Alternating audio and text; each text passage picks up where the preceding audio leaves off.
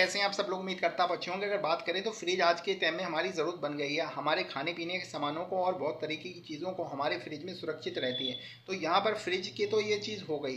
Fridge अगर आप चीज़ खरीद रहे हैं तो इस चीज़ का ध्यान रखें कि पुराने फ्रिज को अगर खरीद रहे हैं, आपका बजट कम है, तो आप अब पुराने फ्रिज की तरफ जा सकते हैं। हाँ, इस चीज़ को देख लें कि पुराना फ्रिज आपको सही कंडीशन में मिल रहा है, तब आपके लिए ये बेनिफिट हो सकता है। वहीं अगर आप नया फ्रिज खरीदते हैं तो नए फ्रिज के काफ़ी सारे फ़ायदे होते हैं। हाँ, एक बार आपका वन टाइम इन्वेस्टमेंट होता है ज़रूर है, परंतु ये चीज़ है कि आपकी लंबे समय तक किसी भी तरीके की कोई मेंटेनेंस और कोई समस्या नहीं रहती। तो नए फ्रिज खरीदने के कौन कौन से फ़ायदे होते हैं जिससे जो कि आपको जान लेने चाहिए अगर आप नया फ्रिज खरीद रहे हैं। तो ये वीडियो आपको इन्फॉर्मेशन पसंद आई तो लाइक और शेयर करना। चलिए जानते हैं। पुराने फ्रिज की अगर बात करें तो पुराना फ्रिज समस्या से घिरा रहता है, यानी कि उसमें जब पुराना हो जाता है तो हर सारे पार्ट में किसी ना किसी तरीके की समस्या आने लगती है।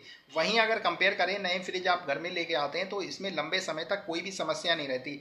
लंबे समय तक ना तो कंप्रेशर में समस्या आती है ना फ्रीजर में आती है। और हालांकि इसमें एक चीज़ की ध्यान रखिए, इसमें कूलिंग ही बढ़ती है, यानी कि कूलिंग की समस्या कोई रहती नहीं, यानी कि समस्या से लंबे समय तक ये दूर रहता है। तो इस चीज़ का ध्यान रखें कि लंबे लंबे समय तक अगर आपको फ्रिज को चलाना है तो यहाँ पर अपने फ्रिज का चुनाव आपको नए के रूप में कर लेना चाहिए।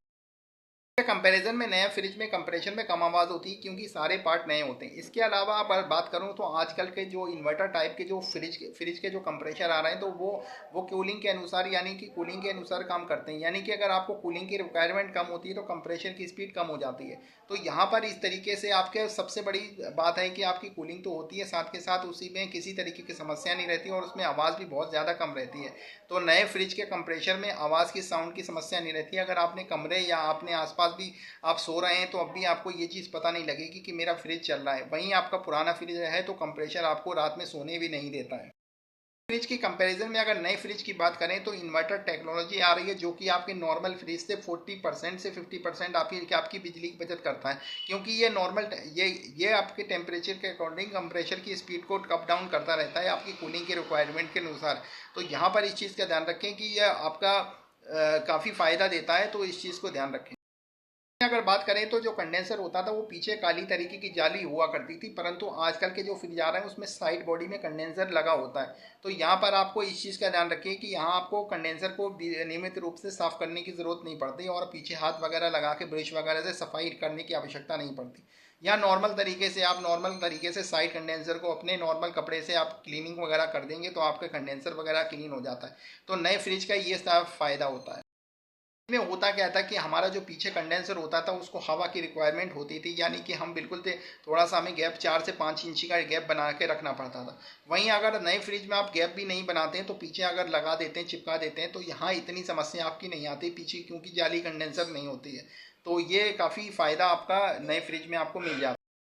फ्रिज जब आपका पुराना हो जाता है तो उसमें लीकेज की संभावना हो जाती है। वहीं अगर नया फ्रिज आप खरीद कर लेके आते हैं तो नए फ्रिज में आपको लीकेज की समस्या कम होती है, क्योंकि नया फ्रिज किसी भी समस्या से परे होता है। उसमें कूलिंग वगैरह भी बेहतर रहती है, उसमें जॉइंट वगैरह भी नए रहते हैं, तो यहाँ लीकेज की संभावना आपकी कम होती है। और जब लीकेज नहीं होगा तो यहाँ आपकी गैस वगैरह भी आपको नहीं चार्ज करवानी पड़ेगी और आपका मेंटेनेंस कॉस्ट कम घट जाता है। तो ये चीज़ का ध्यान रखिए कि नए फ्रिज में सबसे बड़ा फ़ायदा होता है कि सालों साल, यानी कि 4-5 साल 7-8 साल लीकेज की समस्या नहीं होती। बहुत सारे मैंने ऐसे फ्रिज देखे हैं जो 25-25 30-30 साल चल गए हैं, उनमें लीकेज की समस्या नहीं हुई है। तो यहाँ पर कंपनी के जो ब्रेजिंग जॉइंट होते हैं वो मजबूती से लगाए जाते हैं और नॉर्मल तरीके से नहीं लगाए जाते क्योंकि मशीनों से लगाए जाते हैं। तो नए फ्रिज में ये आपको फ़ायदा मिल जाता है।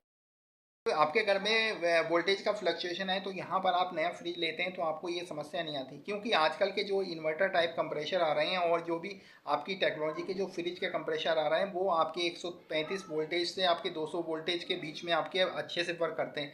तो वोल्टेज का अगर फ्लक्चुएशन भी हो जाता है, यानी कि वोल्टेज बहुत ज़्यादा अधिक कम हो जाती है या बहुत ज़्यादा अधिक हो जाती है, तो यहाँ पर आपका जो कंप्रेशर है वो मेंटेन कर देता है। तो यहाँ पर आपको वोल्टेज स्टेबलाइजर लगाने की आवश्यकता नहीं होती है। तो यहाँ पर इस चीज़ का ध्यान रखें कि जब भी आप अपने फ्रिज को लेते हैं तो यहाँ वैसे तो सभी फ्रिज में इस चीज़ का मिलता है कि आपको वोल्टेज मतलब उसमें लिखा भी होता है और बाकी आप डीलर वगैरह से भी कंफर्म कर सकते हैं कि इसमें स्टेबलाइजर लगाने की आवश्यकता नहीं है। बाकी 100% जहाँ तक है आजकल के जो इतने फ्रिज आ रहे हैं उसमें आपको वोल्टेज स्टेबलाइजर लगाने की ज़रूरत नहीं है। हाँ, अगर अपनी इच्छा से लगाना चाहें तो आप लगा सकते हैं। अगर पुराना फ्रिज है तो आपको लगवाना ही कंपलसरी पड़ेगा। फ्रिज खरीदने के मैंने आपको काफ़ी सारे फ़ायदे बताए हैं। अगर आपको ये वीडियो पसंद आई तो लाइक और शेयर करना। कुछ पॉइंट अगर छूट गए तो उसमें भी आप मुझे कमेंट में बताना कि नए फ्रिज के कौन कौन से फ़ायदे हो सकते हैं। आप इस चीज़ को ध्यान रखें कि जब भी आप कोई नई चीज़ खरीद कर लेके आते हैं तो उसमें समस्या लंबे समय के बाद ही आती है। हाँ, इस चीज़ का भी ध्यान रखें कि आप नए फ्रिज खरीद रहे हैं तो आपको फ़ायदे तो सभी फ्रिज के होते हैं, परंतु इस चीज़ का ध्यान रखें कि सही ब्रांड का आपको फ्रिज लेना चाहिए। ये आपको एक टिप्स है। आप एलजी का ले सकते हैं, सैमसंग का ले सकते हैं। और इस चीज़ का ध्यान रखें कि जो जो इस कंपनी का भी ले रहा है तो उसकी जानकारी अच्छे से अपने रिलेटिव और डीलर वगैरह से अच्छे से जानकारी अपने ले लें, ताकि उसके बाद ही अपने खरीदें। और सर्विस सेंटर वगैरह की भी जांच कर लें कि सर्विस सेंटर की व्यवस्था आसपास के आपके एरिया में है, प्रॉपर तरीके से बंदे काम कर रहे हैं नहीं।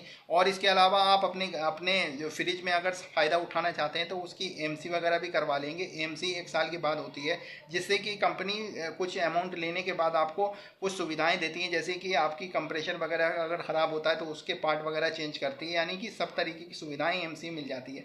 एनुअल मेंटेनेंस कॉन्ट्रैक्ट होता है। ये वीडियो अगर पसंद आई तो लाइक और शेयर करें। धन्यवाद।